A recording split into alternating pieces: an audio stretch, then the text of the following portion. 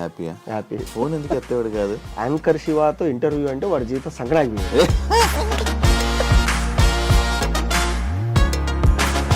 First fun bucket offer అది ఏంటి, మీరే క్రియేట్ చేసుకుందా? ఫస్ట్ ఏంటంటే మమ్మల్ని పెట్టి మీరే యాక్ట్ చేయండి, డబ్బులు లేవు మనకి, యాక్టర్లు పిలవలేవని. భార్గవ్ ఎలా వచ్చాడు మీ దాంట్లోకి? ఒక ఎపిసోడ్ ఒక 5 నిమిషాలు 10 నిమిషాలు రావాలంటే దాంట్లో ఫిల్అప్ ఉండాలి కదా, అట్లా భార్గవ్ గారు కూడా.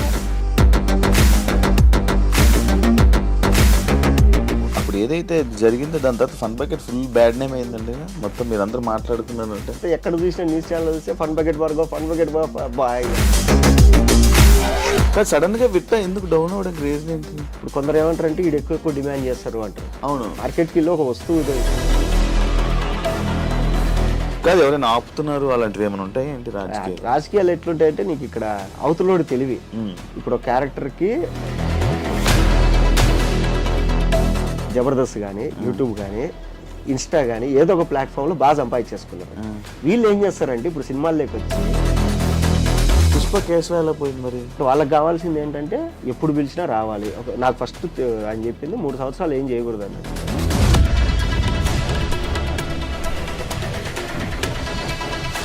నీ సినిమా కాంట్రవర్సీ ఏంటి? నేనేంటంటే ఫ్రెండ్ కదా అని మొత్తం నమ్మి ఫైల్స్ అన్ని మనోడి దగ్గర పెట్టేసి, నాకు తెలియదు అసలు ఎందుకు రిలీజ్ అవ్వట్లా. ఇప్పుడు ఎవడెవడైతే ఈ ఎరిపప్పు వాళ్ళందరూ కామెంట్లు పెట్టారో, ఈ నా కొడుకులందరూ జేబులోంచి డబ్బులు తీసి ఏమైనా హెల్ప్ చేయండి అంటే ఓడి చేయట్లేదు, ఎవరికి కామెంట్లు పెడతారు అంతే. కామెంట్లు పెడితే ఏం చేసుకోవాలి ఎవరు? తెలంగాణకు సంబంధించిన సినిమాలు తెలంగాణ వాళ్ళు ఉంటారు మ్యాక్స్ ఆర్టిస్టులు, ఉత్తరాంధ్ర వాళ్ళు, గోదావరి జిల్లా గోదావరి, రాయలసీమ అటు సైడ్ది ఆ ఆర్టిస్టులు ఉంటారు. ఎందుకు? ప్రొడ్యూసర్ డబ్బులు ఎక్కువ ఏమైనా ఇస్తాడేమో, ఖర్చు పెట్టండి ఊరికే అని చెప్పేసి మా వాళ్ళు ఎవరు అడగరు.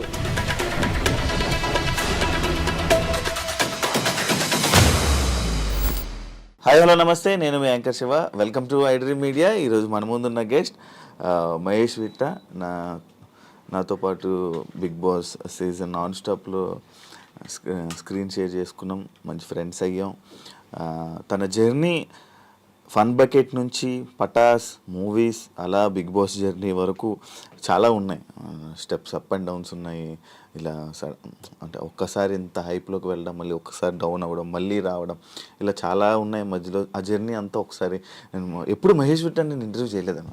అంటే నా సీజన్ అయిపోయి 3 సంవత్సరాలు అయ్యింది, ఈ రోజుకి నేను మహేష్ విట్ట ఇంటర్వ్యూ జరగకపోవడం ఏంటి, అది చాలా ఎందుకు అవ్వలేదు నాకు కూడా తెలీదు.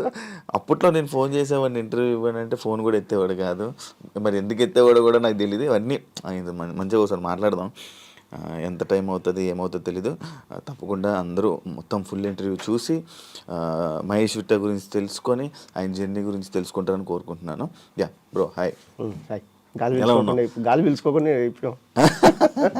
అంటే ఇంట్రడక్షన్ అంటే అలాగే అదేం బాగుండాలి. కానీ నువ్వు ఇన్ని రోజుల నుంచి యాంకరింగ్ చేస్తావు, నీకెందుకు టీవీలో ఒక ఇది యాంకర్ రవి లాగా, యాంకర్ ప్రదీప్ లాగా ట్రై చేయాలని నీకు ఎందుకు అనిపిలా?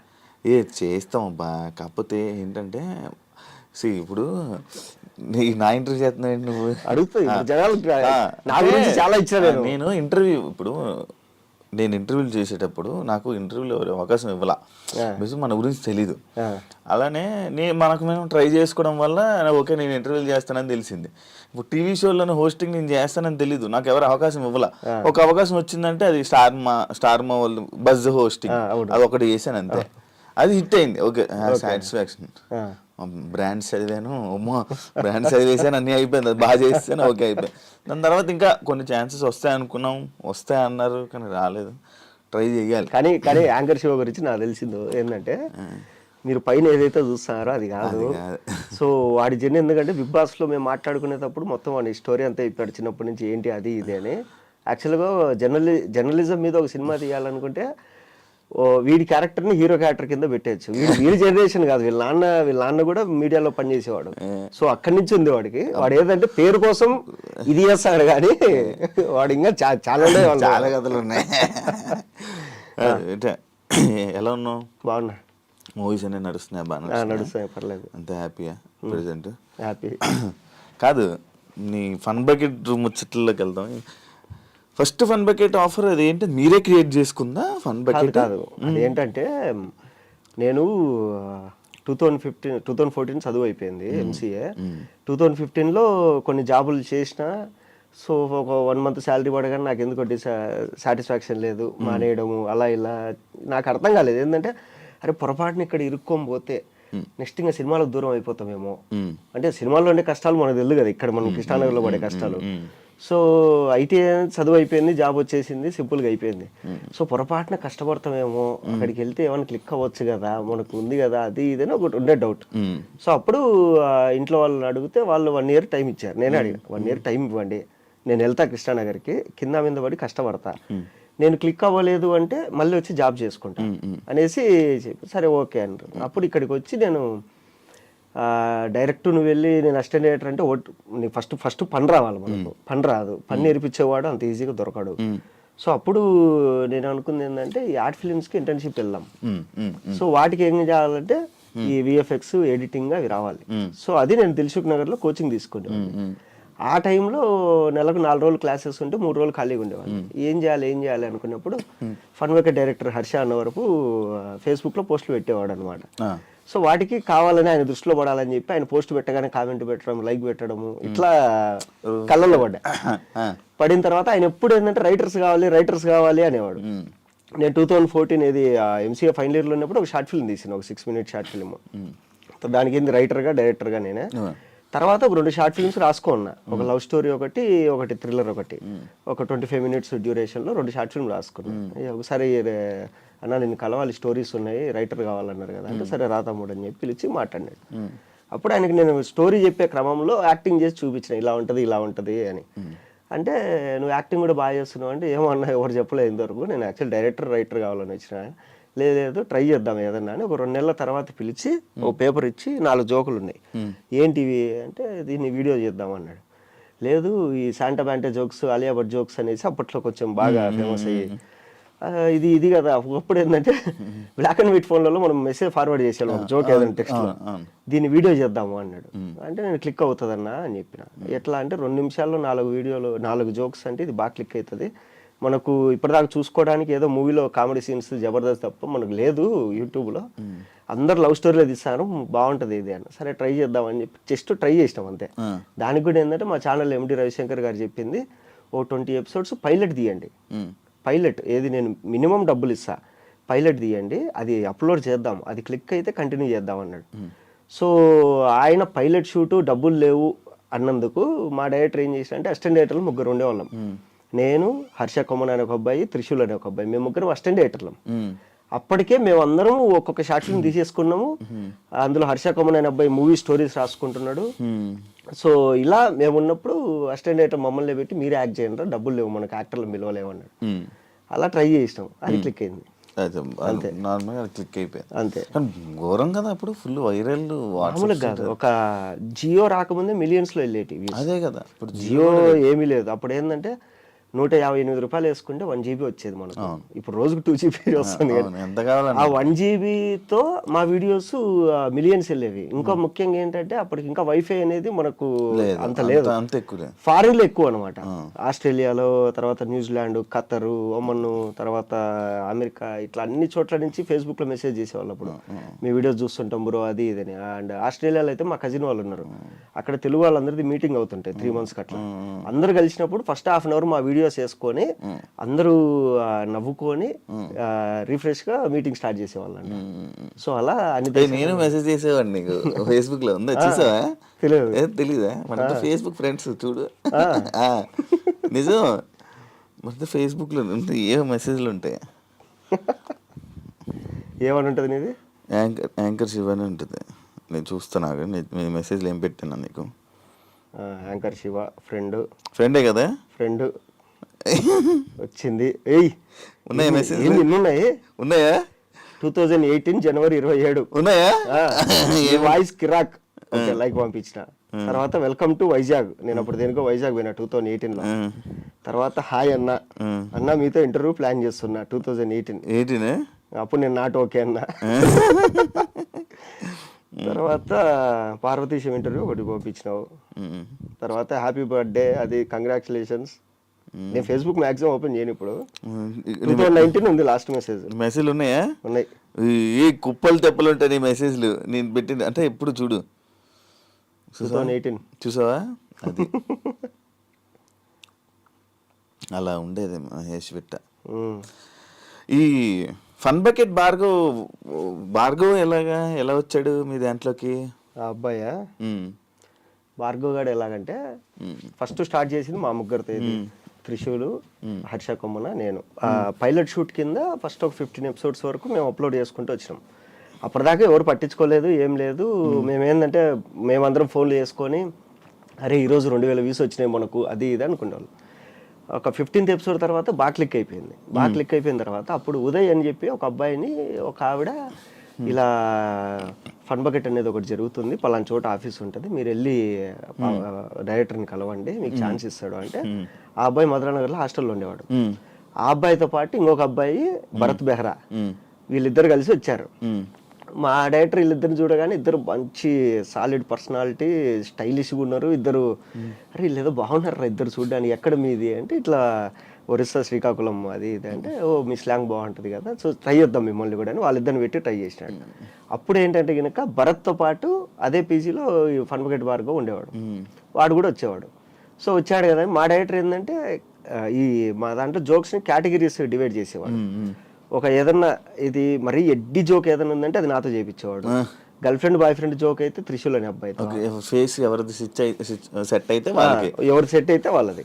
సో అలా చేసుకుంటే ఏంటంటే కనుక ఒక ఎపిసోడ్ ఒక 5 నిమిషాలు 10 నిమిషాలు రావాలంటే దాంట్లో ఫిల్అప్ ఉండాలి కదా. అట్లా భార్గవ్ గారు కూడా నేను చేస్తాను అంటే సరే చేరా నువ్వు కూడా ఏదన్నా అని చెప్పేసి వాడిని కూడా పెట్టేవాడు. అంటే ఫన్ బకెట్ నా వల్లే నడిచింది అన్నట్టు మనం అప్పుడు మాట్లాడేవాడు. అండ్ ఇంకోటి అప్పుడు ఏదైతే జరిగిందో దాని తర్వాత Fun Bucket full bad name అయిందండి మొత్తం, మీరు అందరూ మాట్లాడుకున్నారంటే. బ్యాడ్ నేమ్ మ్యాటర్ ఏంటంటే ఇప్పుడు ఫన్ బకెట్ భార్గవ్ సింపుల్ చెప్తాను, జబర్దస్త్ అనేది ఉంది, దానివల్ల ఒక 50 మంది ఆర్టిస్టులు ఈజీగా ఉన్నారు పేరు వచ్చిన వాళ్ళు. తర్వాత బిగ్ బాస్ అనేది ఉంది, బిగ్ బాస్ వల్ల దగ్గర ఇప్పటికి ఇన్ని సీజన్ల వరకు ఒక 90 మందికి పేరు వచ్చింది. 120. సో అలా మా ఫన్ బకెట్ నుంచి ఒక 15 మంది 20 మంది ఆర్టిస్టులు ఉన్నారు. అందరిలో ఫన్ బకెట్ అనే పేరు దాన్ని సృష్టించిన డైరెక్టర్ పెట్టుకోలేదు. దానివల్ల మేమందరం బతుకుతాం, కానీ మేము కూడా పెట్టుకోలేదు.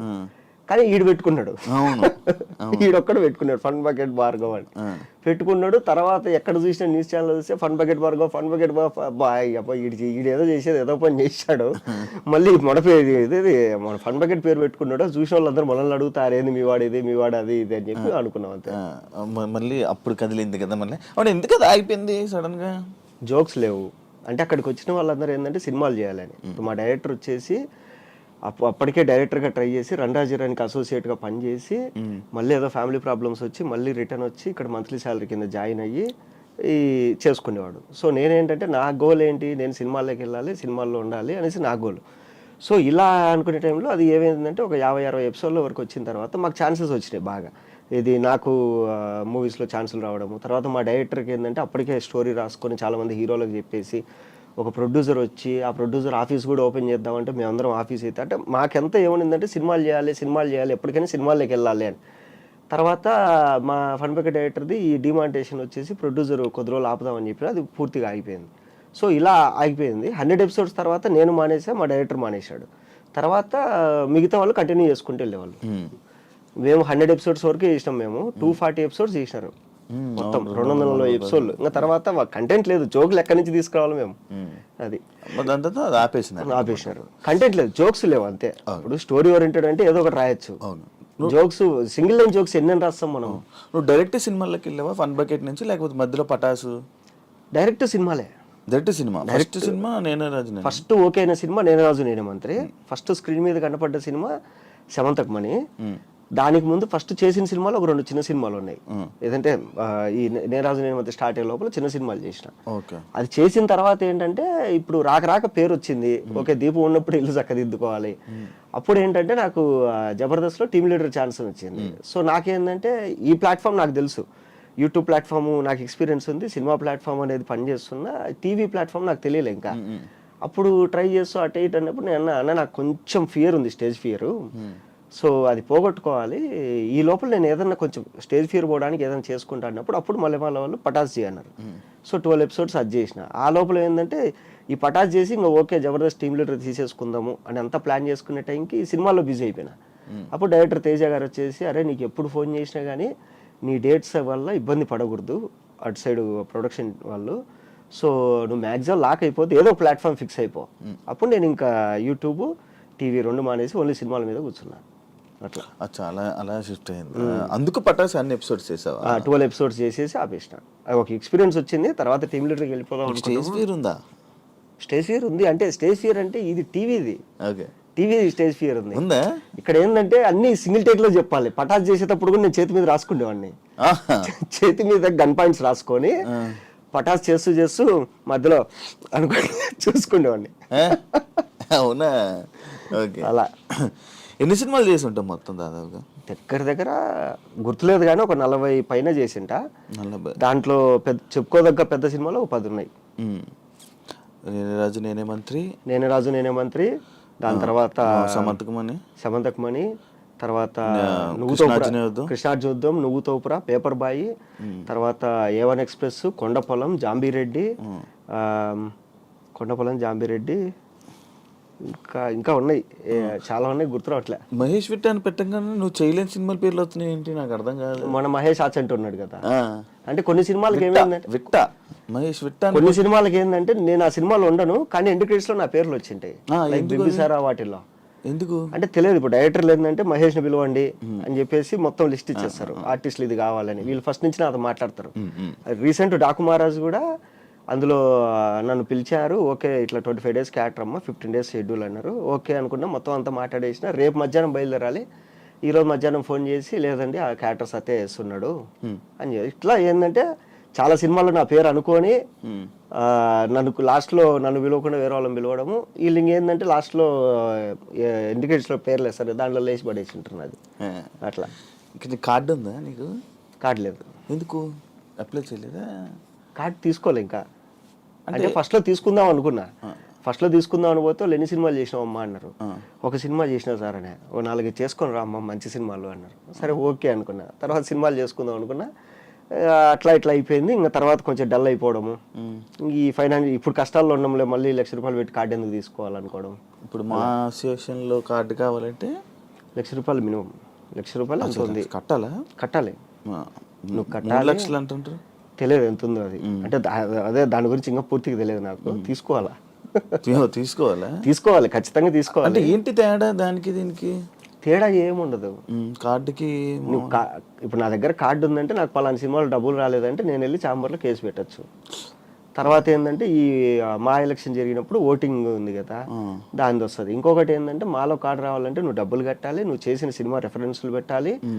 ఈ అబ్బాయి నిజంగానే పలానా సినిమాలో వేసాడని ఒక ఆల్రెడీ కార్డు ఉన్న 2-3 నీకు సైన్ పెట్టాలి.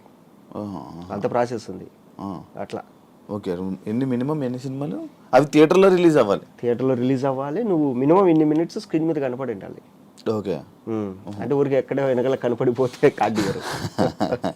అట్లా. మరి అప్లై చేస్తావా? అప్లై చేయాలి ఖచ్చితంగా. కానీ సడన్ గా విట్ట ఎందుకు డౌన్ అవ్వడానికి రీజన్ ఏంటి? అది తెలియదు. డౌన్ అవ్వడానికి ఏంటంటే చెప్తా సింపుల్గా. ఏంటంటే ఇప్పుడు నేను ఎందుకు ఖాళీగా ఉన్నా అనేది నాకు తెలిసిందంటే దాన్ని రెక్టిఫై చేసి ఓవర్కమ్ అవుతాం కదా, అది తెలియదు కదా మనకు. ఎందుకు ఏమవుతుంది? అది ఏమైతే తెలియదు. ఇప్పుడు అంతెందుకు రేపటి నుంచి ఒక 1 week షూటింగ్ అన్నారు. ఓకే అంతా మాట్లాడేసిన, డేట్లు పంపించాను. నేను డేట్లు లాక్ చేసుకొని పెట్టుకున్నా. ఈ రోజు వరకు నాకు అడ్వాన్స్ పడలేదు.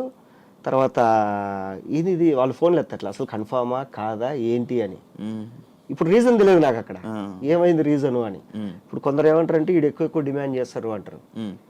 అవును, ఎక్కువ డిమాండ్ చేస్తారు అంటే. ఎక్కువ డిమాండ్ ఎప్పుడు చేస్తాం? మన చేతిలో 30 భయంకరంగా సినిమాలు అంటే డిమాండ్ చేస్తాం. ఇప్పుడు ఇదొకటి ఉంది, ఇది ఎక్కువ తీసుకుంటాడంట అని చెప్పేసి ఒక పుకారుతో ఫోన్ చేయడం. అసలు ఎక్కువ తీసుకోవడం ఏంది? ఇప్పుడు నాకు ఎంత ఇవ్వాలో నీకు తెలుసు, అంతే ఇస్తావు. ఇప్పుడు నువ్వు మార్కెట్కి వెళ్ళి ఒక వస్తువు ఇదో ఇది కావాలి నాకు ఎంత అంటే నీకు ఐడియా ఉంటుంది కదా మినిమం దీనికి ఎంత పెట్టచ్చు అని. ఇప్పుడు నేను రోజుకు 2 లక్షలు అడిగితే ఇస్తారా? ఇయ్యరు కదా. వాళ్ళు ఏమి ఇవ్వాలి దమ్మ, మా బడ్జెట్ ఇంత అని చెప్తారు కదా. సో వాళ్ళు ఎంత ఇవ్వాలో అంతే ఇస్తారు, కానీ అది ఎందుకో తెలియదు. ఇంకొకటి నేను అబ్జర్వ్ చేసింది ఏంటంటే మనము ఎప్పుడైతే మనకు ఏది యూట్యూబ్ కానీ ఇన్స్టా కానీ ఏదో ఒక రకంగా మనం పేరు తెచ్చుకుంటామో, పేరు తెచ్చుకున్న కొత్తలో మనం ఏమనుకుంటాం, అరే డిమాండ్ చేయొద్దు, రాక అవకాశం వచ్చింది, ఎంతో కొంత చేసేద్దాం. సరే ఎంతో కొంత నువ్వు చేసుకుంటూ వెళ్ళిపోతావు. ఒక 2-3 ఏళ్ళు నువ్వు ఫుల్ నాన్ స్టాప్ సినిమాలు చేసేస్తావు, అయిపోయింది. తర్వాత ఏంటంటే సినిమా వల్ల నీకు అమౌంట్ పెంచుకుంటూ పోతారు. ఇప్పుడు నాకు హైయెస్ట్ రెమ్యునరేషన్ అంటే 50,000 ఇప్పుడు దాకా ఇచ్చింది. అది నేను అడగలేదు, వాళ్ళే ఏమా ఎంత తీసుకుంటామని, ఆ సినిమాకి ఇంత తీసుకున్నా సార్ కనుక్కోండి ఒకసారి, మీరు కొంచెం పెంచి ఇవ్వండి. సరే ఓకే, దానికి ఇంత తీసుకున్నాం అంటే కదా, సరే మనం 50,000 ఇస్తాం, ఓకే సార్ అని చెప్పేసి మనమే చెప్తాం. రేపు మనకు డిమాండ్ తగ్గినప్పుడు ఇదే సినిమా వాళ్ళు తగ్గిస్తారు. 50,000 అంటే లేదమ్మా అంత లేదు బడ్జెట్, నువ్వు ఓకే అంటే చెయ్యి. సరే ఓకే సార్, మీ బడ్జెట్ ఎంత ఉంది, ఒక 20,000 ఉంది సార్, ఓకే పర్లేదు చేసేస్తాను సార్, ఓకే నీకు ఓకే అయితే వచ్చేసేయి, అట్లా ఉంటుంది.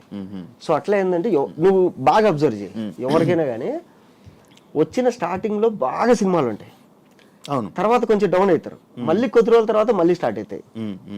ఇప్పుడు సత్య గాని, అవును, సుదర్శన్ అన్న గాని, తర్వాత బ్రహ్మానందం గారు కానీ, బ్రహ్మానందం గారు ఒకప్పుడు ఇరగదీసేవాళ్ళు, తర్వాత మధ్యలో కొంచెం కనుక తర్వాత డి రెడీ అవన్నీ మళ్ళీ ఎప్పుడైతే వచ్చినాయో దాని తర్వాత మళ్ళీ వెళ్ళుకున్నాడు, మళ్ళీ ఇప్పుడు చూస్తే మళ్ళీ తక్కువ కనపడతారు.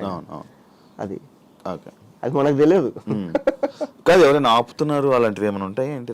అట్లేం ఆపరు, రాజకీయాలు ఎట్లుంటాయంటే నీకు ఇక్కడ రాజకీయాలని కాదు కానీ అవతలోడు తెలివి. ఇప్పుడు ఒక క్యారెక్టర్కి ఇప్పుడు రైటర్లు, డైరెక్షన్ డిపార్ట్మెంట్, డైరెక్టర్ అందరు కూర్చొని క్యారెక్టర్ ఫైనలైజ్ చేస్తారు. ఓకే ఈ క్యారెక్టర్కి ఎవరు, రైటర్ ఏమంటాడంటే నేను రాసుకునేటప్పుడు పలానా వాడిని ఊహించుకున్నా వాడైతే బాగుండు అని రైటర్ చెప్తాడు. అసోసియేట్ డైరెక్టర్లు వీళ్ళు ఏంటంటే కనుక సార్ పలానా ఆర్టిస్ట్ అయితే టైమింగ్ ఉంటుంది, మనకు కోఆపరేట్ చేస్తాడు, పలానా ఆర్టిస్ట్ అయితే బాగుంటుంది. కొందరు ఏమంటారు డైరెక్షన్ డిపార్ట్మెంట్లో, సార్ వీడు కొత్త ఇప్పుడు వస్తాడు సార్, ఈయన పెట్టుకుంటే కొంచెం ట్రెండింగ్ ఉంటుంది. ఇలా క్యారెక్టర్ ఫైనలైజేషన్ అనేది ఉంటుంది, క్యారెక్టర్ ఫైనలైజేషన్ అని ఉంటుంది. సో ఇప్పుడు దీనికి మహేష్ విట్ట బాగుంటాడని అందరూ ఫిక్స్ అయ్యి మహేష్ విట్ట అని పిలుస్తారు. వచ్చిన తర్వాత ఏమ్మా ఎంత తీసుకుంటాం, సేమ్ సార్ నేను ఇంత తీసుకుంటాను సార్, మన బడ్జెట్ ఎంత, మన బడ్జెట్ ఇంత ఉంది, ఓకే సార్ పర్లేదు నేను చేస్తా అని నేను చెప్తా. ఇప్పుడు నాకేంటంటే నేను అయిపోయింది, నేను ఒప్పేసుకున్నా అంతా అయిపోయింది. ఇప్పుడు అదే ఆఫీస్కి కొంతమంది క్యారెక్టర్ల కోసం వెళ్తారు కదా, ఈ బ్యాచ్ ఒకటి తయారైంది, ఈఎంఐ బ్యాచ్. ఏంట్రా అంటే ఇప్పుడు నాకు ఈఎంఐలు లేవు, నా కారు ఓను, తర్వాత నా ఇల్లు ఓను, అన్నీ నా డబ్బులతోనే ఉన్నాయి నా దగ్గర. ఈఎంఐ బ్యాచ్ ఏంటంటే వీళ్ళు వచ్చిన స్టార్టింగ్లో బాగా సంపాదించేసుకొని ఒక 30 లక్షలు సంపాదించేసి ఒక 20 లక్షలు డౌన్ పేమెంట్ కట్టి ఈఎంఐలో ఇల్లు తీసుకుంటారు, ఒక 5 లక్షలు డౌన్ పేమెంట్ కట్టి కారు ఈఎంఐలో తీసుకుంటారు. ఇప్పుడు వీడికి నెల అయ్యేసరికి 1-1.5 వీడికి కావాలి ఈఎంఐలకి ఖర్చులకి. వీళ్ళు ఏం చేస్తారంటే ఇలా ఏదైతే మూవీస్ రెడీగా ఉంటాయో స్టార్ట్ అవుతుంటాయో ఆఫీసులకు వెళ్ళిపోయి కాళ్ళ మీద పడిపోయి సార్ ఎంతో కొంత ఇవ్వండి సార్, ఎంతో కొంత ఇవ్వండి సార్. నాకు కొంతమంది ఫోన్ చేసి చెప్పారు, మహేష్ ఈ క్యారెక్టర్కి నువ్వైతే 5 లక్షలు మనం బడ్జెట్ అనుకున్నది, అది కూడా మాకు ఓకే, బట్ వీడొచ్చి కాళ్ళ మీద పడిపోతారా, ₹1,00,000 ఇవ్వండి చాలంటారా, నువ్వేం అనుకోకరా పాపము, వాడికి ఏదో ఈఎంఐలు కష్టాలు ఉన్నాయంట. సరే ఓకే సార్ ఇచ్చేయండి. ఇలా కొన్ని పోతాయి. ఇంకా కొందరు ఉంటారు, వాళ్ళు ఏంటంటే ఇప్పుడు జబర్దస్త్ కానీ యూట్యూబ్ కానీ ఇన్స్టా కానీ ఏదో ఒక ప్లాట్ఫామ్లో బాగా సంపాదించేసుకున్నారు. వీళ్ళు ఏం చేస్తారంటే ఇప్పుడు సినిమాల్లోకి వచ్చి సార్ ₹1 డబ్బులు వద్దు నాకు ఫ్లైట్ టికెట్లు వేయండి, నా స్టాఫ్ డబ్బులు వేయండి, నేను వచ్చేస్తా. ఇలా ఒక 2 సంవత్సరాలలో ఒక మినిమం ఒక 5 నుంచి 8 పెద్ద సినిమాల్లో కనపడతారు. కనపడిన తర్వాత మార్కెట్ ఓపెన్ అవుతుంది ఇండస్ట్రీలో, ఇప్పుడు డబ్బులు డిమాండ్ చేస్తారు. అది కూడా ఉంది. కొంతమంది ఆర్టిస్టులు ఉన్నారు ఫ్రీగా చేసేస్తారు. పుష్ప కేశవ ఎలా పోయింది మరి?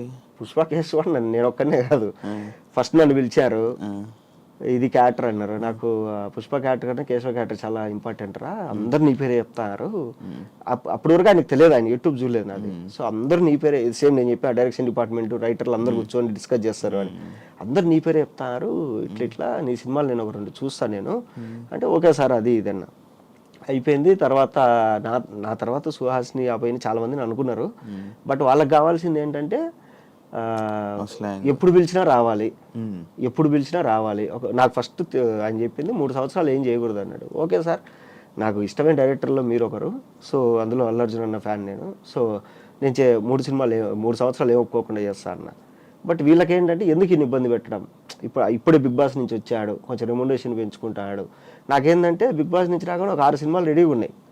6 సినిమాలు అంటే ఆయన కనుక్కున్నాడు బయట ఏంది దీని పరిస్థితి అంటే, సార్ ఇప్పుడే బిగ్ బాస్ నుంచి వచ్చాడు, ఇన్నేళ్ళు కష్టపడ్డాడు, మంచి పేరు వచ్చింది, వాడికి బయట ఫుల్ డిమాండ్ ఉంది సినిమాలలో అంటే, ఈయన ఎందుకు 3 ఏళ్ళు లాక్ చేసుకోవడము, పర్లేదు అని చెప్పేసి పంపించేసినాడు. సుహాస్ని కూడా అదే, సో సుహాస్ కూడా చేయాల్సింది. సో హీరోగా ట్రై చేస్తున్నాడు, కలర్ ఫోటో అది ఇది. సరే ఎందుకు వాడిని 3 ఏళ్ళు మనం లాక్ చేసి ఇబ్బంది పెట్టడం అని చెప్పేసి తప్పు అయింది కదా, తప్పే అయింది. అంటే చెప్పలేం, ఇప్పుడు ఆ సినిమా క్లిక్ అయింది కాబట్టి మనం మాట్లాడుకుంటాము. ఒకవేళ అదే కనుక ఏదైనా అయింది అనుకో, అరే అనవసరంగా 5 ఏళ్ళు పోయింది కదా నా లైఫ్లో అనుకుంటారు కదా అట్లా. బట్ ఏంటంటే బయట తెలియక నేను ఎందుకు వదులుకున్నా, సుకుమార్ గారు పిలిచి క్యారెక్టర్ రా అంటే నేను మూసుకొని చేయకుండా నేను ఎందుకు వదులుకుంటా. సో ఆయనే ఆలోచించి మనకు సరే ఫ్రీగా ఉన్న వాళ్ళు ఎవరు ఉన్నారంటే జగదీష్ కనపడినాడు. జగదీష్ ఏంటమ్మా అంటే లేదు సార్ సినిమాలు ఇప్పుడిప్పుడే ట్రై చేస్తున్నా అది ఇది, సరే ఓకే వచ్చేసి అని చెప్పేసి ఆ అబ్బాయిని పెట్టేసుకున్నాడు. అది మంచి పడింది. చూసుకున్నావా సినిమా? బాగుంది. నేను పుష్ప 2 షూటింగ్ చేసుకుని వాళ్ళు వైజాగ్ నుంచి వస్తుంటే నేను ఏదో పని మీద వైజాగ్లో పోతుంటే సేమ్ ఫ్లైట్లో ఈయన ఉన్నాడు సుకుమార్ గారు ఉంటే, గుర్తుపడతారు లేదో ఒక్కసారి కదా కలిసింది అన్నది. ఆయన చూసి మహేష్ ఎలా ఉండవు అన్నాడు. సార్ బాగున్నా సార్, ఏంటి సార్ అంటే షెడ్యూల్ ఒకటి కంప్లీట్ అయింది వైజాగ్లో, పోతున్నాం హైదరాబాద్కి. అప్పుడు వేరే ఆయన కనపడి ఆయన ముందరే నన్ను అన్నాడు, ఏంటన్నా నువ్వు చేయొచ్చు కదా కేశవ క్యారెక్టర్ అంటే. సార్ సావు దొబ్బుతాడు సార్, ఇంకా మీరు చెప్పండి సార్ రీజన్ అంటే. ఆయన అన్నాడు, లేదురా నువ్వు అప్పుడప్పుడే కొంచెం సంపాదించుకుంటావు, ఎందుకు నిన్ను లాక్ చేయడం అనవసరంగా అని చెప్పేసి చేయలేదు అని. అప్పుడు నీకు రీజన్ తెలియదు? అప్పుడు తెలిసింది నాకు, అప్పుడు దాకా నాకు తెలియదు రీజన్ ఏంటని. అది ఎందుకు వెళ్ళావు బిగ్ బాస్ కి? నార్మల్గా ఏం చెప్పారు? బిగ్ బాస్ సీజన్ 2 అప్పుడు సీజన్ 2కి నాని అన్న వాని పిలవండి బాగుంటుంది అన్నారు. అయితే వీళ్ళు నానిగారు మిమ్మల్ని మీరు ఉంటే బాగుంటుంది అంటున్నారండి, మీరు రండి ఒకసారి అంటారు. నేను వెళ్తే ఇది అంటే 4 సినిమాలు జరుగుతున్నాయండి బయట, నేను ఇప్పుడు సడన్గా లోపలికి వెళ్ళిపోతే నాకు ఇబ్బంది అని దిల్రాజ్ గారి ప్రొడక్షన్, వారాహి ప్రొడక్షన్ వీటిల్లో ఉన్నా. అయ్యో ఇబ్బంది అండి, తేజ గారు చెప్పింది గుర్తొచ్చింది, ఎప్పుడు లాక్ అయిపోద్ది ఎక్కడే కానీ, ఇలా అండి అంటే నెక్స్ట్ సీజన్ చూసుకుందాంలేండి అని చెప్పిన ఊరిక. సరే ఓకే అన్నారు. సీజన్ 2 అయిపోయిన తర్వాత నాకు భయం ఎత్తుకుంది, ఇది బిగ్ బాస్ అంటే ఇలా ఉంటుంది అని. అప్పుడు సీజన్ 2 తర్వాత వీళ్ళు సీజన్ 3కి ముందు నుంచే ఫోన్ చేస్తారు నాకు. ఏది ఆగస్టులోనో జూలైలోనో స్టార్ట్ అయితే నాకు మార్చ్ ఏప్రిల్ నుంచే ఫోన్లు చేస్తారు. నేను ఏదో ఒకటి చెప్పి తప్పించుకుంటున్నా. అప్పటికి రొమాంటిక్ మూవీ షూట్లో ఈడున్నాం, గోవాలో ఉన్నాం. నా పక్కన అలీగారి తమ్ముడు కయ్యమని ఉన్నాడు. ఎవర్రా ఫోన్ చేసిన ప్రతిసారి ఏదో ఒకటి చెప్తున్నావు ఏంట్రా అన్నాడు.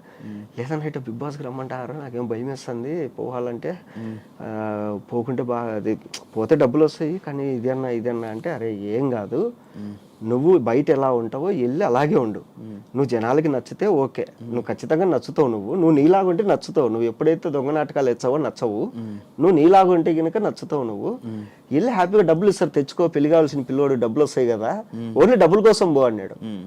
సరే ఓకే అని చెప్పేసి ఫోన్ చేసి వాళ్ళకు, నాకు మీరు మంచి డబ్బులు ఇస్తే వస్తానండి అన్నారు. వాళ్ళు సరే అని చెప్పి నేను అడిగినంత ఇచ్చారు. అది ఏంది అప్పటికి టాప్ 3 పేమెంట్ అది. అమ్మ నాకేంది ఇంత డబ్బులు ఇచ్చారు వీళ్ళు వీక్లీ, బయట ఇంత కష్టపడినారావు, ఇదేంది ఇది అనుకుని మా అమ్మకు ఫోన్ చేసిన, అమ్మ ఇట్లా అంటే ఇంకేముందిరా హ్యాపీగా వెళ్ళి బాగా తిని కూర్చొని పడుకొని డబ్బులు తెచ్చుకోపోవాలి. సరే ఓకే అని చెప్పేసి పోయినా. నేను 2 వారాలు ఉంటే చాలు అనుకున్నా, 12 వారాలు ఉన్నా. అదే 12 వారాలు. అది 12 వారాలు ఎంత సంపాదించావు? చెప్పకూడదు అది బయటికి, నువ్వు చెప్తావా? బిగ్ బాస్ అనే కదా, ఏమైనా సంపాదించుకున్నావా మొత్తం డబ్బులు? సంపాదించుకున్నా.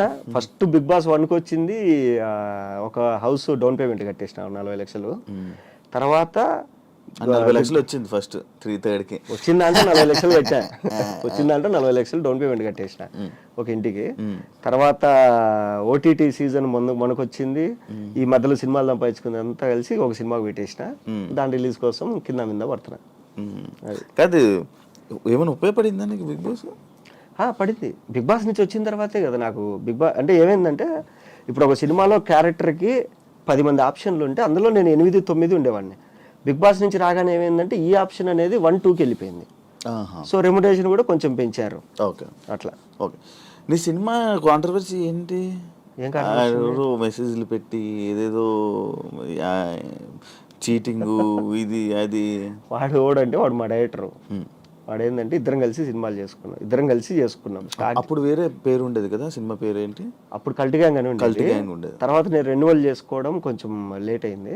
ఆ కల్ట్ అనేది విశ్వక్సేన్ తీసుకున్నాడు, నేను మళ్ళీ ఉత్తుత్త హీరోలని మార్చుకున్నా. సో గొడవ ఏంటంటే, వెళ్ళా డైరెక్టర్ కమ్ కెమెరామెన్ మా ఫ్రెండ్. సో పిలిచి రారా సినిమా చేసుకుందాం ఇద్దరము అనుకున్నాను. షూటింగ్ వరకు నేను పెట్టాలి, పోస్ట్ ప్రొడక్షన్ వాడు పెట్టాలి. షూటింగ్ అయిపోయింది. తర్వాత పోస్ట్ ప్రొడక్షన్ నాకు డబ్బులు లేవు అన్నాడు. డబ్బులు లేవన్నప్పుడు ఎట్రా సరే ఇది కూడా నేనే పెట్టేస్తాలే అని చెప్పేసి మొత్తం అంతా చేసుకుని కంప్లీట్ చేసుకున్నాము. మొత్తం అంతా అయిపోయిన తర్వాత ఇప్పుడు నాకు తెలిసిన పరిచయాలతో మైత్రి డిస్ట్రిబ్యూటర్స్ ఇలా అందరినీ కలుస్తున్నాం. వాడిని నేను వెళ్ళి కలుస్తున్నాడికి మనోడు ఏంటంటే కొంచెం ఊహల్లో ఉండిపోయాడు. ఏది సినిమా అయిపోగానే ఇంత డబ్బులు వచ్చేస్తాయి, నేను ల్యాండ్ తీసుకోవాలి, కార్ తీసుకోవాలి, ఇది మొత్తం ప్లాన్ చేసి నేనేది ఫస్ట్ సినిమా బయటకు వచ్చేదాలని చెప్పి నేనున్నా. తర్వాత ఏమైపోయిందంటే ఇంక నేను ఇట్లా కాదు, ఇది ఒక 2-3 ప్రీమియర్ చేసేద్దాం రామానాయుడులో, ప్రీమియర్లు వేసేస్తే మనకు కనీసం ఏదన్నా కొంచెం బస్ ద్వారానే వస్తుంది ఇండస్ట్రీలో అనుకొని నువ్వు మొత్తం ఫైల్ అవుట్పుట్ రెడీ చేసేసి మనం ప్రీమియర్ వేసేసుకుందాం అంటే అప్పుడు వాడి మైండ్లో ఏం పడిందో కానీ నాకు ఇంత డబ్బులు ఇస్తే కానీ నేను రెడీ చేయను అన్నాడు. నేనేంటంటే ఫ్రెండ్ కదా అని చెప్పి మొత్తం నమ్మి ఫైల్స్ అన్నీ మనోడి దగ్గర పెట్టేసి, నాకు తెలియదు అసలు ఎన్ని హార్డ్ డిస్కులు కొనుక్కున్నాం ఏంటి అంటే ఎంత ఖర్చు అయింది అనేది అకౌంట్స్ రాసుకుంటున్నా. లేదు ఇది అన్నప్పుడు మనోడికి ఏంటంటే పాపం అప్పటి వరకు అంటే నెగిటివిటీ వచ్చిందో మైండ్లో ఇది అయిపోతుందో లేదో అని, లేదంటే కనుక వాడికి నిజంగా డబ్బులు అవసరమైంది. అప్పుడు నా దగ్గర డబ్బులు లేవు. నేను ఎవరైనా నా దగ్గర డబ్బులు ఉంటే నేనే ఇస్తా కదరా నీకు అని, సరే ఇట్లా కాదు అగ్రిమెంట్ చేసుకుందాం మనము వచ్చిన తర్వాత ఇంత అని అంటే సరే ఓకే అగ్రిమెంట్ చేసుకుందాం అని చెప్పిన. తర్వాత వాడు అగ్రిమెంట్ రాలేదు, నేను చేసుకోలేదు. నేనేమన్నా అంటే సరే అయితే నువ్వు సైలెంట్గా ఉంటే నేను సినిమా మొత్తం రిలీజ్ చేసేసి వచ్చిన డబ్బులు వచ్చిన తర్వాత నేను పిలిచి నీకు ఇవ్వాల్సింది నీకు ఇచ్చేస్తాను అంటే అప్పటికే ఇచ్చేసిన కొంచెం డబ్బులు, ఇవ్వాల్సింది ఇస్తా అన్న. అది దానికి అందరికి మెసేజ్లు పెడుతున్నాడా? దానికి ఏంటంటే వాడు మెసేజ్లు పెట్టేది ఏంద్రా అంటే వాడి ఫ్రెండ్స్ ఉన్నారు కొంతమంది ఇండస్ట్రీలో, వాళ్ళకి ఇదంతా తెలియదు. ఇప్పుడు నాకు ఇంకొకటి గొడవ అయింది, నేను వచ్చి నా వర్షన్ నీకు చెప్పిన, అవతల మూడో పర్సన్ నీకు తెలియదు, నువ్వేం చేస్తావు నేను చెప్పి నమ్ముతావు కదా. సో అట్లా ఏంటంటే మనోడు చెప్పిందంతా వాళ్ళు నమ్మారు. నమ్మేసి వాళ్ళు ఏదేదో సరే ఓకే పోనీలే మనం ఏమైంది, అది ఎందుకు రిలీజ్ అవ్వట్లా? ఉన్న డబ్బులంతా దానికే పెట్టేసిన. ఇప్పుడు ఎవడెవడైతే ఈ ఎరిపప్పు వాళ్ళందరూ కామెంట్లు పెట్టారో ఈ నా కొడుకులందరూ తలా ఇంత వేసుకునే కానీ సినిమా అయిపోతుంది. జేబులోంచి డబ్బులు తీసి ఏమైనా హెల్ప్ చేయండి అంటే ఓడి చేయట్లేదు, ఎవరికి కామెంట్లు పెడతారు అంతే. కామెంట్లు పెడితే ఏం చేసుకోవాలి, ఏడు ముడ్లు పెట్టుకోవాలి ఎన్ని కామెంట్లు. నేను చెప్పినా క్లియర్గా, అరే మీరు ఇంత బాధపడతారు కదా మీ వాడికి పేరు రాలేదని, మీరే తలా ఇంత వేసుకొని సినిమా కొనండి, మీరే రిలీజ్ చేయండి, లేదా మీరే తలా ఇంత వేసుకొని సినిమా రిలీజ్కి హెల్ప్ చేయండి రా అంటే ఎవరు చేయడంట, జేబులోంచి ₹1 తీయరంట, ఊరికి ఇన్స్టాగ్రామ్ తీసి కామెంట్లు పెడతారంట. అది ఇప్పుడు రిలీజ్ అవుతుందా? రిలీజ్కి ఒక 30 లక్షలు కావాలి. సో ఆ డబ్బుల కోసం నేను అంటే ఇప్పుడు పెళ్ళి అయిపోయిన తర్వాత ఏంటంటే ఎంత లేదన్నా నెల అయ్యేసరికి ఒక 70,000 ఖర్చులు వస్తున్నాయి. ఏది హైదరాబాద్లో రెంటు, ఊర్లో రెంటు, ఇక్కడ ఖర్చులు, అక్కడ ఖర్చులు, అవి. ఓన్ హౌస్ అన్నా? ఓన్ హౌస్ అంటే అదే ఆ 40 లక్షలు కట్టాం కదా, వాడు కడతాడు ఇంకా అండర్ కన్స్ట్రక్షన్ లో ఉంది అది. సో ఇది ఓకే. పెళ్ళి లవ్ మ్యారేజే? Love marriage. ఎన్ని ఇయర్స్ లవ్? 8 years. ఎలా పరిచయం? బెంగళూరులో మా చెల్లి వాళ్ళ ఫ్రెండ్ ద్వారా. సో పరిచయం అయిన తర్వాత ఓకే అనుకున్నా. బిగ్ బాస్ నుంచి రాగానే ఇంట్లో వాళ్ళు పెళ్లి సంబంధాలు వస్తున్నాయి, పెళ్లి చేసేసుకున్నారు. సరే మీరేం చూడొద్దు నేనే చూసుకున్నా ఒక అమ్మాయిని అని చెప్పి చూపించిన. సరే ఓకే వాళ్ళు తెలుసా అంటే లేదు అని చెప్పేసి వాళ్ళ ఇంట్లో చెప్పినాం. సరే వాళ్ళు ఓకే అన్నారు, మా వాళ్ళు ఓకే అన్నారు. ఓకే అయిన తర్వాత ఇద్దరు మాట్లాడుకొని పెళ్లి చేసేసినారు అంతే. పెద్ద రచ్చలు గిచ్చలు ఏం లేవు. కాదు లవ్ స్టోరీ ఇప్పుడు ఫన్ బకెట్ టైంలోనా? ఫన్ బకెట్ కాదు, 2017లో ఫస్ట్ అమ్మాయిని చూసాను నేను. ఎక్కడ? బెంగళూరు ఎందుకు వెళ్ళావు అసలు? మా చెల్లెలు అక్కడ జాబ్ చేసేది. నువ్వెందుకు వెళ్ళు? మా ఫ్రెండ్స్ అంతా అక్కడే కదా ఉండేది. బెంగళూరు నాతో పాటు చదువుకున్న వాళ్ళందరూ బెంగళూరులోనే సెటిల్ అయింది. సెటిల్ అయింది అక్కడ. పార్టీల కోసం వెళ్ళేవాడివి అంతే. ఇక్కడ తిరిగేవాడిని కాదు, బెంగళూరులోని బ్రూవరీలు పబ్బులు అన్ని తిరిగేవాడిని బాగా. హైదరాబాద్ లో ఏం తెలియదు? హైదరాబాద్ లో ఏంటి అడ్రస్లు కూడా తెలుసు నాకు. హైదరాబాద్ లో ఏ ఒక్కడ ఉంటాయి పబ్బులు ఇప్పటికి కొన్ని తెలుసు. ఏది మనం పార్టీలకు ఎప్పుడైనా కలుస్తాం కదా, ఓకే పలానా పప్పు అంటే ఓకే. బర్త్డే పార్టీలకు వెళ్తున్నప్పుడు అంతే, పార్టీలు రోజు పార్టీలకు వెళ్తాం, బర్త్డేలకు వెళ్తున్నప్పుడు మనం. సో అట్లా పరిచయం అంతే. అచ్చా. ఇంట్లో వాళ్ళు ఎప్పుడైతే పెళ్ళి అన్నారో సరే మీరు చూడొద్దు నేనే చూసుకున్నా అని చెప్పిన. ఆ అమ్మాయి కూడా వాళ్ళ ఇంట్లో చెప్పింది. నువ్వు ప్రపోజ్ చేసావా? ప్రపోజ్ చేసింది నేనే చేసాను. నువ్వే చేసావా? ఓకే. మనం ప్రపోజ్ చేసేంత ముఖం ఏమంది, సెలబ్రిటీ కదా, ఏముంది సెలబ్రిటీ అయితే. నేను అడగడమే డైరెక్ట్ పెళ్ళి అన్నా. అప్పటికి ఆ అమ్మాయి చదువుకునేది. ఇట్లా నువ్వంటే ఇష్టము, సో మైండ్లో ఒకటి పెట్టుకొని నేనైతే మాట్లాడలేను, పెళ్లి చేసుకోవాలని మా ఇంట్లో నన్ను ఎప్పుడైతే పెళ్లి చేసుకుంటారో అప్పుడు నీ ముఖం చూపిస్తాను, నువ్వు ఓకే అంటే ఓకే. ఆ అమ్మాయి మీ గురించి తెలియదు కదండి అని. సరే ఓకే మామూలుగానే ఉందాము అనింది. సరే ఓకే మామూలుగానే ఉందాం, మీకు నచ్చినప్పుడు చెప్పండి అన్న. నేను చెప్పిన ఒక 2 ఏళ్ల తర్వాత చెప్పింది నాకు. 2 సంవత్సరాల 2 సంవత్సరాల తర్వాత చెప్పింది నాకు కూడా ఓకే అని. లవ్వానికి మనం వెనకలబడి ఏంది వెనకలబడి ఎంటబడి ఎన్ని ఏం చేయ మామూలుగానే ఉన్నా. డైరెక్ట్ ఏదైనా మాట్లాడేస్తావు కదా, దానివల్ల ఏం నీకు ఇబ్బంది రాలేదా ఇప్పుడు ఇండస్ట్రీలో? వచ్చింది చాలాసార్లు. కొన్ని సినిమాలు ఒప్పుకుంటాం, కథ చెప్తారు, సూపర్ ఉంటుంది కథ, ఎలా ఉంది ప్రొడ్యూసర్ పిలిచి అడుగుతాడు, ఎలా చెప్పారు డైరెక్టర్ కథ, చాలా బాగా చెప్పారు సార్, ఆయన చెప్పినట్లు తీస్తే బాగా వస్తుంది అవుట్పుట్ అని చెప్తా. సరే ఓకే షూటింగ్కి వెళ్తాం. ఇది చిన్న డైరెక్టర్లు కాదు, పెద్ద డైరెక్టర్లతో కూడా ఇది నాకు. షూటింగ్కి వెళ్ళిన ఒక వారం రోజుల తర్వాత నేను ఎందుకో కొంచెం డల్లుగా ఉంటా. ఎందుకు డల్లుగా ఉన్నావు అంటారు. అనగానే ఎందుకో అన్నా నాకు తేడా కొడుతుంది ఇది, ఇన్ని రోజుల నుంచి షూటింగ్ చేయి ఏ సీన్ కూడా నాకు ఇంట్రెస్ట్ అనిపించట్లేదు ఇది. నేను షూటింగ్కి వెళ్ళగానే ఏం చేస్తా అంటే వెళ్ళగానే అసిస్టెంట్ డైరెక్టర్ దగ్గర ఈరోజు ఏమేమి సీన్లు, నేను లేని సీన్లు కూడా ఇప్పించుకొని చదువుతా. ఈవినింగ్ 4-5 అయ్యేసరికి ఆన్లైన్ ఎడిటర్ దగ్గర కూర్చొని మొత్తం చూస్తా, ఏం రాసినారు వీళ్ళు, ఏం వచ్చింది అవుట్పుట్ అనేసి. నాకు అక్కడ ఏదో తేడా కొట్టిందంటే చెప్పేస్తా, ఏదో తేడా కొడుతుంది నాకు ఈ సినిమా అంటే, ఏం మాట్లాడతావు నువ్వు, అందరు బాగుందంటారు నువ్వు బాగాలేదంట, ఏమో నాకు అనిపించింది. ఇలా హట్ అయ్యి కొంతమంది డైరెక్టర్లు నాతో రెండోసారి ఫోన్ చేయరు నాకు. ఆ సినిమాలు అటర్ ఫ్లాప్ కూడా అయినాయి. నేను చెప్పిన ప్రతి సినిమా అటర్ ఫ్లాప్ అయింది. నేను ఇంకోటి ఏదంటే సింపుల్, ఇదేది భాగ్యనగరంలో గమ్మత్తు, ఆ మూవీ ఫోన్ చేశారు ఇట్లా చిత్రం సీన్ అన్న, అరే మొత్తం అందరు కమెడియన్లు కలిసి చేస్తున్నారా, నువ్వు కూడా ఉంటే బాగుంటుంది అంటే, అన్న హ్యాపీ అన్న, మీ అందరితో కలిపి నేను ఒక వారం రోజులు షూటింగ్లో ఉన్నా అంటే హ్యాపీ కదా అని చెప్పి ఒప్పుకున్నా. పోయినా చెప్పారు ఇట్లా, ఇది డబ్బులు ఏమి ఇవ్వరా, అయిపోయినాకే ఇస్తాం అందరూ. సరే ఓకే అన్న. వెళ్తే మొత్తం ఇండస్ట్రీలో ఉండే కమెడియన్లు అందరూ ఉన్నారు మ్యాక్సిమం. అందరితో కూర్చొని మధ్యాహ్నం అందరం పెద్ద టేబుల్ వేసుకొని తినేవాళ్ళం, అంతా బాగుండింది. అంతా అయిపోయింది. రామానాయుడులో ప్రీమియర్ వేసారు. ప్రీమియర్ వేసిన తర్వాత చూసినా ఓకే సినిమా అయిపోయింది. నేను పక్కన నిలబడిపోన్నా, శ్రీనివాస్ రెడ్డి అని వచ్చాడు, ఎలా ఉంది అని అందరిని అడుగుతాడు ఒక్కొక్కడిని. అన్న అదిరిపోయిందన్న, అసలు ఎవడు గోల వాడితే తర్వాత మంది అన్న అదే అన్న ఇదని అందరు నా దగ్గరికి వచ్చాడు, ఎలా ఉందిరా అని. ఏమన్నా కమెడీలు అందరూ ఉన్నారు, కామెడీ సీన్లు ఉన్నాయి కానీ నాకు నవ్వు రాలేదు ఆడే కానీ, ఒక 2 సీన్లు తప్ప. ఏమో నా సెన్స్ ఆఫ్ హ్యూమర్ దొబ్బిందేమో తెలియదు నాకు కూడా. మేబీ అంటే నాకు నచ్చని సినిమాలు కూడా జనాలకు చాలా మంది హిట్ అయినాయి. ఇప్పుడు గీతా గోవిందంలో థియేటర్లో కూర్చుంటే అందరు నవ్వుతారు, నాకు నవ్వు రాలే. తర్వాత ఇదేది జాతిరత్నాలు కూడా థియేటర్ అంతా ఎగిరెగిరి నవ్వుతుంది, నాకు నేను ఏంది అందరు నవ్వుతాను, నాకు నవ్వు రావట్లే, నాకు సెన్స్ ఆఫ్ హ్యూమర్ దొబ్బింది, చిప్పు దొబ్బింది రాలే అనేసి 2 సార్లు నవ్వు వచ్చింది సినిమా మొత్తంలో అని చెప్పి ఇట్లన్నా. ఏమో నా జడ్జిమెంట్ తప్పైంది వచ్చి, నా ఒపీనియన్ ఇది అన్న. సరే ఓకే, ఆయన వెళ్ళగానే వీళ్ళందరూ బుద్ధి ఉందిలా నీకు, ఆయన అంత కష్టపడి సినిమా తీసి నువ్వు అట్లా అంటావా అంటే, నా ఒపీనియన్ అడిగాడు, ఒపీనియన్ చెప్పిన తప్పేముంది. కొద్ది రోజుల తర్వాత వేరే షూట్లో ఆయన కలిసి నువ్వు చెప్పింది జరిగిందిరా, ఏదో మిస్ అయింది సినిమాలో, సరే ఈసారి ఏదైనా స్క్రిప్ట్ అనుకున్నప్పుడు నేను పిలుస్తాలే అంటే, నేను చెప్పింది పాజిటివ్గా తీసుకునే వాళ్ళు ఉన్నారు, నెగిటివ్గా తీసుకునే వాళ్ళు ఉన్నారు. ఇప్పుడు కొన్ని చిన్న సినిమాలు జరుగుతాయి, జరిగిన తర్వాత ఇప్పుడు నాలో ఇన్బిల్ట్గా డైరెక్టర్ రైటర్ ఉన్నాడు కాబట్టి ప్రొడ్యూసర్లు ఏం చేస్తారంటే, ఒక వారం రోజుల తర్వాత షెడ్యూల్ అయిపోగానే నన్ను పిలిచి, ఏం మహేష్ ఏంది చెప్పు ఏంటి అంటే, నేను లేదండి సెట్లో కొన్ని మార్పులు చేయాలి, ఈ డిపార్ట్మెంట్ బాగాలేదు, ఇది బాగాలేదు, ఇది కొంచెం ఇలా చేయాలని చెప్తా. ఇది డైరెక్టర్లు హట్ అయిపోయి వానికి ఏం పని ఇవన్నీ చెప్పడానికి అది ఇది అని చెప్పేసి పిలవడం మానేస్తారు. అవి కూడా జరిగినాయి కొన్ని. అట్లా నాకేంటంటే నా కళ్ళ ముందర ఒకటి ఉన్న సంక్రాంతి పోతా అంటే, అరే ఇప్పుడు అయిపోయిన తర్వాత మనం మాట్లాడే బదులు ఏదో జరిగేటప్పుడే చెప్తే కరెక్షన్ చేసుకుంటారు కదా అని మనం అనుకుంటాం. అట్లా ఇప్పుడు అంతేందుకు బిగ్ బాస్ ఓటీటీ కూడా మనం మాట్లాడుకున్నాం లోపల కూర్చొని, ఏంది ఇది ఏదో ఒక్క స్పాన్సర్ కూడా రాలేదు, మనిద్దరం మాట్లాడేది మనిద్దరమే, స్పాన్సర్ రాలేదు, ఒక ప్రమోషన్ రాలేదు, ఏంటిది మనం అనుకున్నాం.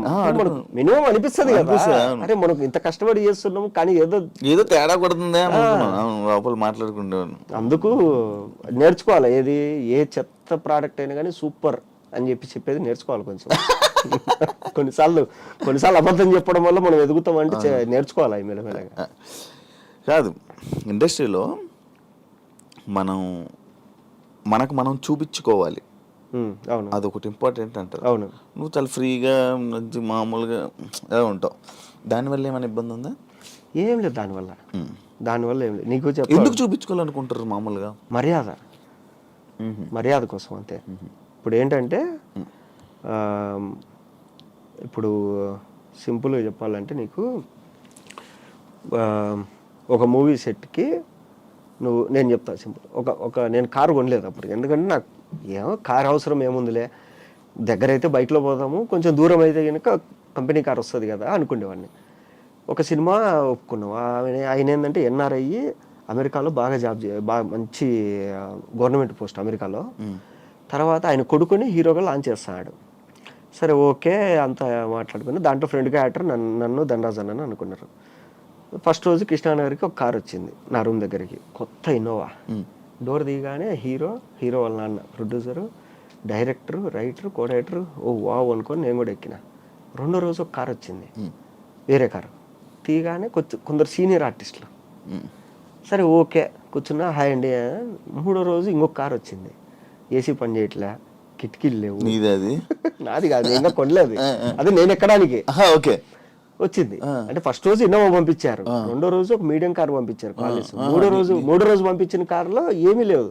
ఎక్కితే ఫోకస్ పుల్లర్లు, ఈ కెమెరా అసిస్టెంట్లు, లైట్ మెన్లు, ఇది నాకు అర్థం కాదు అని చెప్పి వెళ్ళి కొడేటర్ని అడిగిన, అన్న ఏందన్నా ఫస్ట్ రోజు ఆ కార్ వచ్చింది, రెండో రోజు ఇది, మూడో రోజు ఇది అంటే, అరే ఫస్ట్ రోజు ప్రొడ్యూసర్ని, హీరోని ఆ కృష్ణానగర్ తుప్పల్లో తిప్పితే ఏం బాగుంటుందిరా, నువ్వు అక్కడ ఉన్నావు అని తెలియదు, ఏదో లొకేషన్ పంపించినావు వచ్చేసినాం ఇంకా మేము.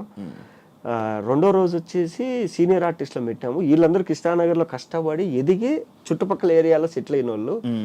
వీళ్ళందరినీ కూర్చోబెట్టి మళ్ళీ అదే కృష్ణానగర్ సందుల్లో తిప్పితే వీళ్ళు గిల్టీగా ఫీల్ అవుతారు. సరే మూడో రోజు వచ్చింది కదా ఈ కార్ ఏంది అని, వాళ్ళు ఫోకస్ పుల్లర్లు, కెమెరా అసిస్టెంట్, నీ పక్క ఫ్లాట్లోనే ఉంటారంట వాళ్ళు, ఎలాగో ఆ కార్ వస్తుంది కదా నీకు ఇచ్చిన. ఎందుకన్నా ఇంత అవమానము అంటే, కారు కొనరా దరిద్రుడా అని చెప్పి ఆయన చెప్పాడు. అదేంటంటే ఇండస్ట్రీలో కారు, ఇప్పుడు ఈ వాచ్ ఉంది, మంచి కాస్ట్లీ వాచ్, టీషర్ట్ ఉంది, ఇది జూనియర్ ఎన్టీఆర్ వేసుకున్నాడు బ్రాండ్ బ్లూ ఆరెంజ్, ఆ టీషర్ట్. ఇవన్నీ ఎందుకు అంటే కనుక ఇక్కడ ఈ బట్టి మర్యాద ఇస్తారు. ఇంకొకటి ఏంటంటే, అంటే టాలెంట్ బట్టి మర్యాద ఇస్తారు, అది పక్కన పెట్టండి. ఇంకొకటి ఏంటంటే మన ఇండస్ట్రీలో మనం కొట్టుకునే స్ప్రే ఉంటుంది కదా, పర్ఫ్యూమ్ బట్టి కూడా రెస్పెక్ట్ వస్తుంది. ఒకసారి నేను మా ఫ్రెండ్, నేను పర్ఫ్యూమ్ కొట్టుకున్నా, వాడు పర్ఫ్యూమ్ లేదురా అంటే, సరే నాదే కొట్టుకో అన్నాడు. వెళ్ళగానే ఒక ఆయన ఇద్దరికి షేక్ హ్యాండ్ ఇచ్చి, ఏంది ఇద్దరు ఒక పర్ఫ్యూమ్ కొట్టుకున్నారు, లేవా పర్ఫ్యూమ్లో అన్నాడు. ఇప్పుడు ఈ అమ్మ ఏంది ఇది ఇట్లా కూడా ఉంటుందా అనిపించింది నాకు. సో అట్లా ఇండస్ట్రీలో అంతే. తర్వాత నేను ఏ రోజైతే కారు కొన్నానో, కారు కొన్నప్పుడు నాకు మార్నింగ్ 5:30కి ఫోన్ చేసే మేనేజరు 7:30కి ఫోన్ చేస్తాడు, సార్ వచ్చారా అని. ఎందుకు, ఓన్ కారు లేట్గా వచ్చినా పర్లేదు అనేసి. కారు లేనప్పుడు ఏంటంటే పొద్దున్నే తీసుకెళ్ళి 5:30కి పడేసేవాళ్ళు లొకేషన్లో. ఆడ కుర్చీలు ఉండవు, ఎవరు వచ్చిండ్రు, ప్రొడక్షన్ వచ్చిండ్రు, ఆకలి అవుతుంటారు, కాఫీ తాగుదామంటే ఆ సెట్లో ఏముండదు, అటు ఇటు తిరిగి ఏదో మూలం తీసుకొని కూర్చుంటాను.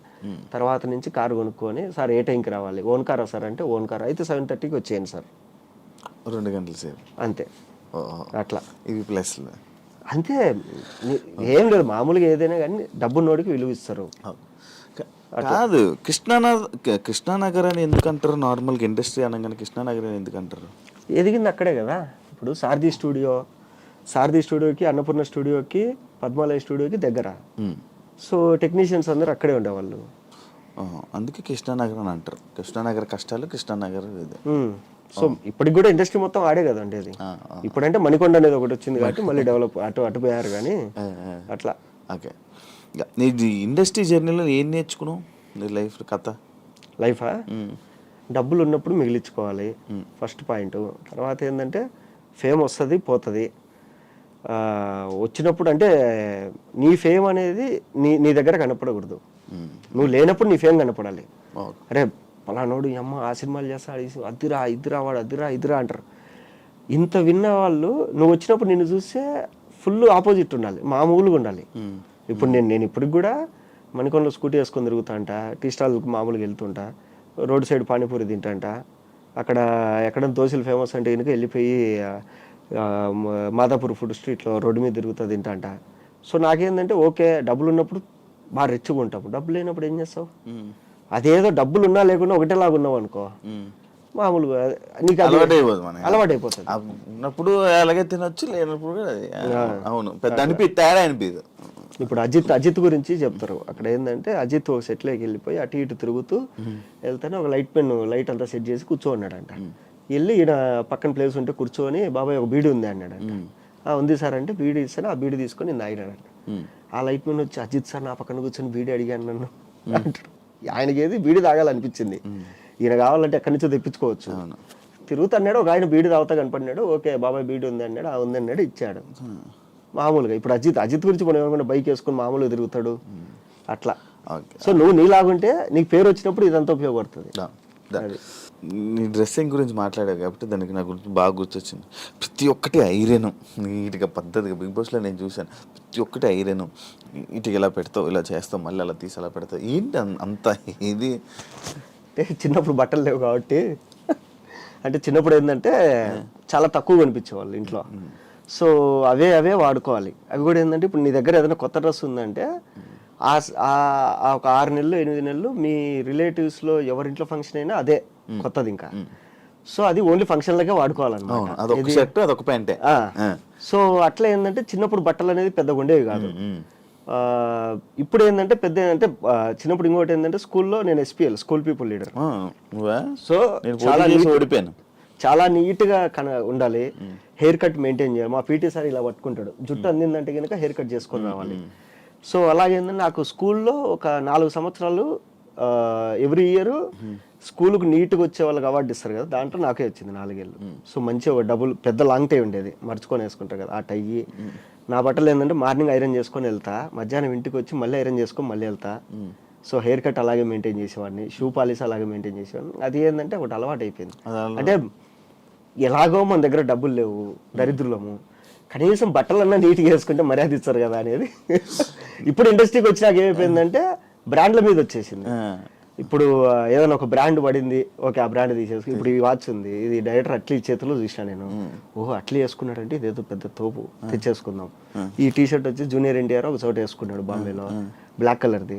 ఇదేదో బాగుంది బ్రాండ్, ఏం బ్రాండ్ అబ్బా అని చెప్పి స్క్రీన్ షాట్ తీసుకొని ఇది ఎక్కడ దొరుకుతుంది ఎత్తుకొని తెచ్చుకోవడము. సో మొత్తం ఇంకా అవి హ్యాండిల్ చేస్తున్నాం. అదే అయింది. అంటే అదే సైకలాజికల్గా అంటారు కదా, సైకలాజికల్గా ఏంటంటే నీ దరిద్రం నీ దగ్గర ఉండాలి కానీ బయటోడికి కనపడకూడదు.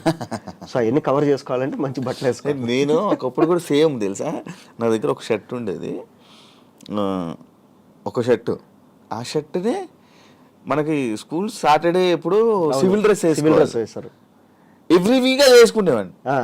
ఎవ్రీ సాటర్డే అదే షర్టు. నన్ను స్కూల్లో అడిగారు ఎందుకు ప్రతిసారి ఇదే షర్ట్ వేసుకుని వస్తున్నాను, నా ఫేవరెట్ షర్ట్ అని చెప్పేవాడిని.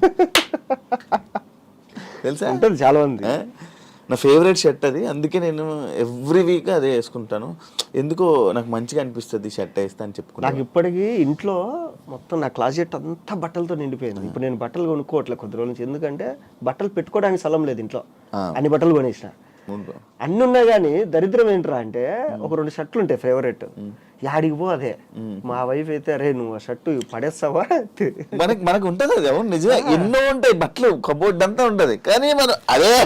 నాకు రెడ్ కలర్ టీ షర్ట్ ఒకటి ఉంటుంది ఫుల్ స్లీవ్స్ ది, అదైతే ఇంకా ఎప్పుడు చూడ అదే వేసుకుంటాయి ఎక్కడికైనా బయటకు వెళ్ళాలంటే అట్లా. అండ్ ఇంకోటి, ఫస్ట్ లో నువ్వు ఫోన్ చేసి నేను ఎత్తలేదన్నావు కదా.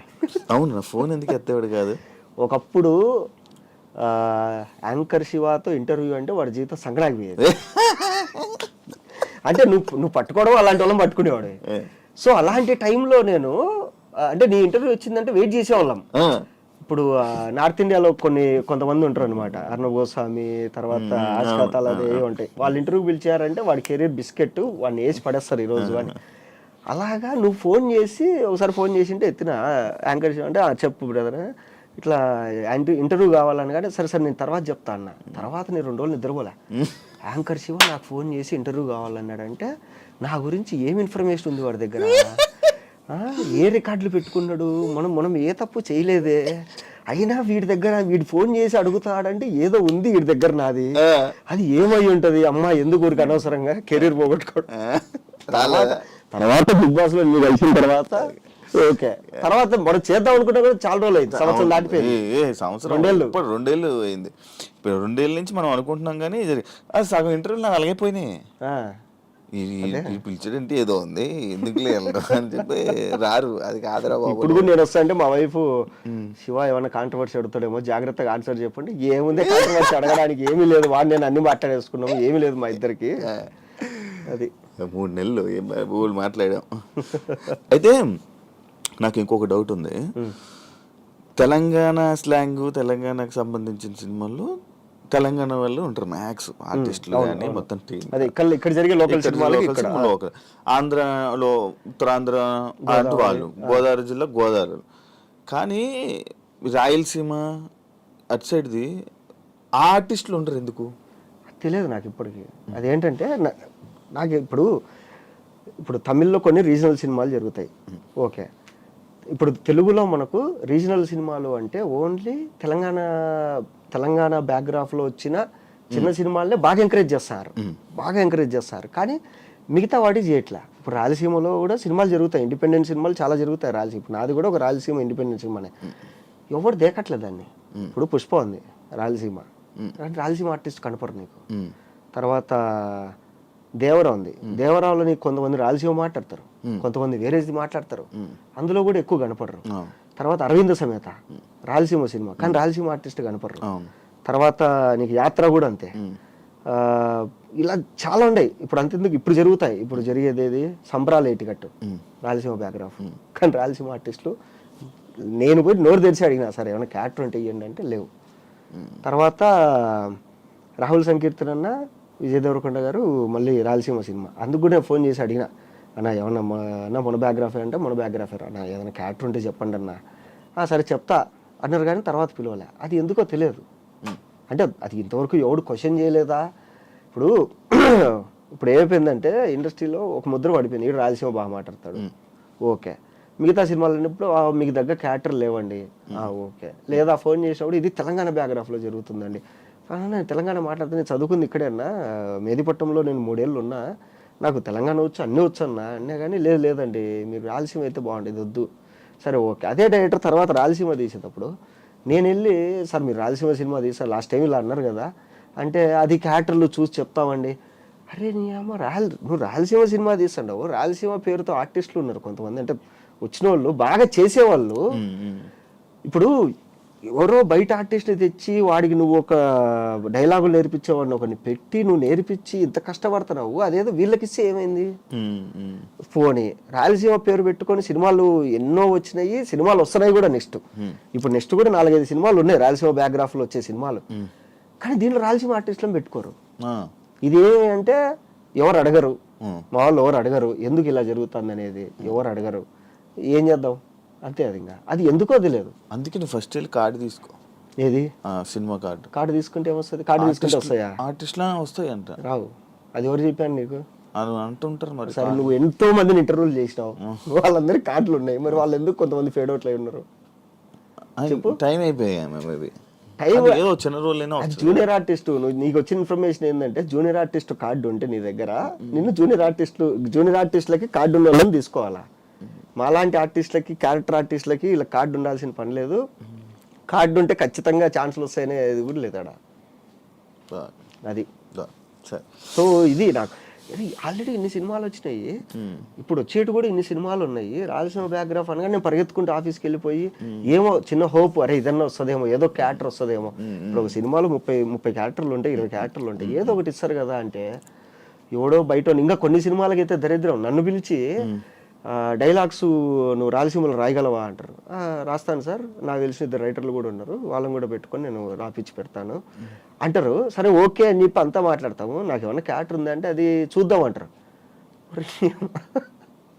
అంటే రైటింగ్ వరకు ఓకే, మనం క్యారెక్టర్ ఇవ్వడానికి మాత్రం నాట్ ఓకే. నాకు కొన్ని చూస్తే దీనమ్మ దారుణం అనిపిస్తుంది. ఇప్పుడు మా స్లాంగ్ ఏంటంటే కనుక వచ్చా అన్నారు, చ అంటే చప్పగా ఉంటుంది, చప్ప అంటాం కదా, ఆ చ వచ్చా అంటారు, వీళ్ళు వస్తా అంటారు. మొత్తం దాన్ని ఎట్లా అంటే ఇంకా కూనీ చేసి పడేస్తారు. కొన్ని సినిమాలు అయితే వచ్చింటాయి, ఆ సినిమాలో పనిచేసిన వాడికి ఫోన్ చేశారు, ఈ సినిమా ఏ ఊరు స్లాంగ్ రా అన్న, వీరపనాయనపల్లి అన్న మీ ఊరు పక్కనే. ఒరే నీ అమ్మ, మా ఊరు స్లాంగ్ నాకే అర్థం కాలే థియేటర్లో, ఇది మా స్లాంగ్ అని. పేరు Rayalaseema slang, Rayalaseema slang cinema తీసేసారు, అయిపోయింది, ఆ సినిమా రిలీజ్ అయింది, హిట్ అయింది, అన్నీ అయిపోతాయి. అది ఏ ఊరు స్లాంగ్ అని చేసి వాళ్ళు చెప్తే కానీ నాకు తెలియదు, అట్లుంటది. పుష్పలో తప్పులు ఉన్నాయి అలాగా. పుష్పలో మాక్సిమం బాగా చేశారు, ఇప్పుడు దాకా వచ్చిన రాయలసీమ సినిమాలు అన్నిట్లో పుష్పలోనే చాలా బాగుంది, అంతో ఎంతో చాలా బాగుంది. పర్టికులర్ ప్రతి ఒక్కటి బాగా చూశారు. ఎందుకంటే అంటే వాళ్ళ ఆర్టిస్టులను తీసుకోరు కానీ వీళ్ళని తీసుకుంటారు కదా, కొన్ని స్లాంగ్ నేర్పించే వాళ్ళని, డైలాగ్ రాసే వాళ్ళని. వీళ్ళు పాపం పక్క నుండి నేర్పిస్తూ ఉంటారు.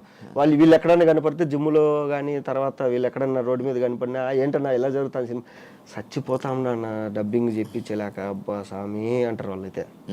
రాదు అవతల. ఇప్పుడు ఇప్పుడు మెయిన్ క్యారెక్టర్ వదిలే అబ్బా, మెయిన్ క్యారెక్టర్లు అంటే ప్యాడింగ్ ఉన్న వాళ్ళని పెట్టుకుంటాం. చిన్న చిన్న క్యారెక్టర్లకు ఏమైంది ఆర్టిస్టులు పెట్టుకోనికి? డబ్బింగ్లో కూడా మళ్ళీ ఇబ్బంది ఉంటుంది కదా. డబ్బింగ్లో చుక్కలు డబ్బింగ్లో. అమ్మా కొన్ని సినిమాలకి అయితే నన్ను రమ్మంటారు, నేను రాలేనన్నా, నేను తిట్టుబడేస్తాను, నేను ఇదో మా వాళ్ళు వేరే వాళ్ళు ఉన్నారు పిల్లలు అని చెప్పి నేను వేరే వాళ్ళని పంపిస్తాను డబ్బింగ్ చూపించుకోవడానికి.